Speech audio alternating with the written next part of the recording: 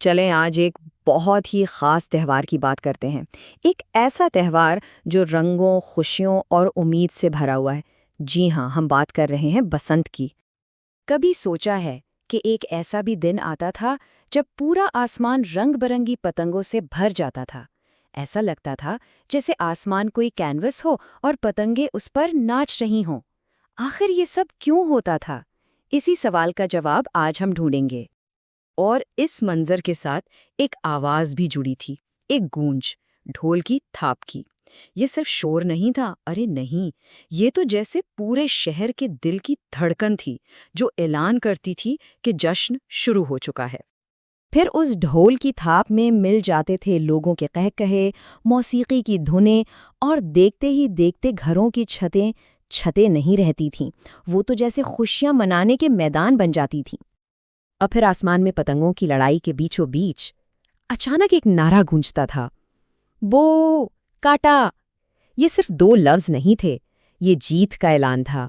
وہ لمحہ جب ایک پتنگ دوسرے کی ڈور کاٹ دیتی تھی، بس یہی تو اصل جوش تھا بسنت کا۔ مگر بات صرف پتنگ بازی اور شور شرابے کی نہیں تھی، اس سب کے پیچھے ایک بہت ہی خوبصورت وجہ چھپی تھی، اور وہ وجہ تھی بہار کا استقبال کرنا، اسے خوش آمدید کہنا۔ اس تہوار کے نام میں ہی اس کی پوری کہانی چھپی ہے۔ بسنت یہ لفظ سنسکرت سے نکلا ہے اور اس کا مطلب ہی ہے بہار کی شروعات۔ تو دیکھیے، نام ہی سب کچھ بتا رہا ہے۔ تو سوال یہ ہے کہ یہ جشن مناتے کب تھے؟ اس کا جواب فطرت خود دیتی تھی۔ جب سردیاں ختم ہونے لگتیں، موسم میں ہلکی سی خوشگواری آتی، درختوں پر نئی نئی کونپلیں پھوٹتیں، اور سب سے بڑا اشارہ جب سرسوں کے کھیت دور دور تک سونے کی طرح پیلے ہو کر چمکنے لگتے تھے۔ چلیں اب ذرا وقت میں پیچھے چلتے ہیں اور دیکھتے ہیں کہ یہ تہوار شروع کیسے ہوا۔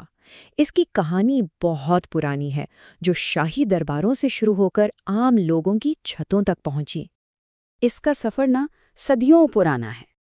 پہلے یہ ایک قدیم روایت تھی، پھر مغلوں کا دور آیا تو بادشاہ اور ملکائیں اسے بڑے بڑے شاہی باغوں میں منانے لگے، اور وقت کے ساتھ ساتھ یہ جشن محلوں کی دیواروں سے باہر نکلا اور ہر خاص و عام کا تہوار بن گیا۔ اور جب یہ تہوار عوام میں مقبول ہوا تو ایک شہر تھا جو اس کی جان بن گیا۔ جی ہاں، لاہور۔ لاہور تو جیسے بسنت کا دل تھا، جہاں اس کا رنگ، اس کا جوش کچھ اور ہی ہوتا تھا۔ اچھا، بسنت کا نام سنتے ہی ذہن میں ایک رنگ آتا ہے، زرد رنگ، یعنی پیلا رنگ۔ یہ صرف ایک رنگ نہیں تھا، بلکہ یہ تو خوشی، امید اور ایک نئی شروعات کی علامت تھا۔ اور یہ رنگ کتنا کمال کا تھا، یہ فطرت اور ثقافت کو ایک دوسرے سے جوڑ دیتا تھا۔ ایک طرف قدرت سرسوں کے کھیتوں پر پیلی چادر بچھا دیتی تھی، اور دوسری طرف لوگ اسی رنگ کو اپنے کپڑوں اور اپنے کھانوں میں سجا لیتے تھے۔ یعنی لوگ صرف جشن دیکھتے نہیں تھے، بلکہ خود جشن بن جاتے تھے۔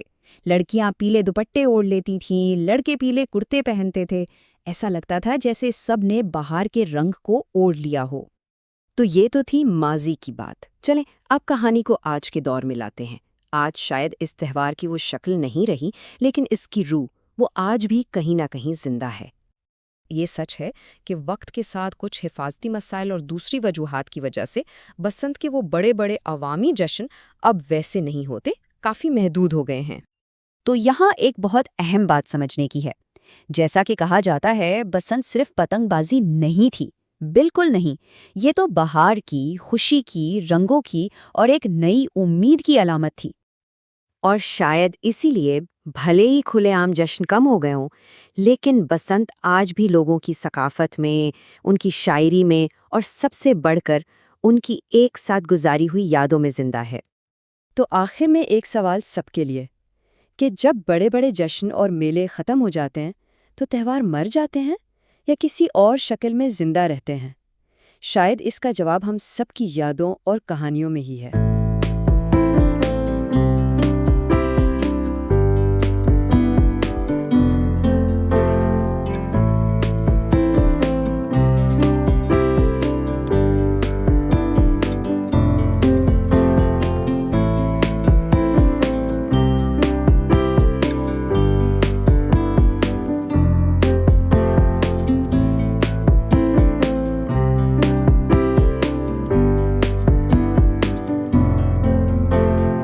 اگر یہ معلومات آپ کے لیے مفید ثابت ہوئی ہوں تو ویڈیو کو لائک کریں، چینل کو سبسکرائب کریں اور اسے دوسروں کے ساتھ شیئر کریں۔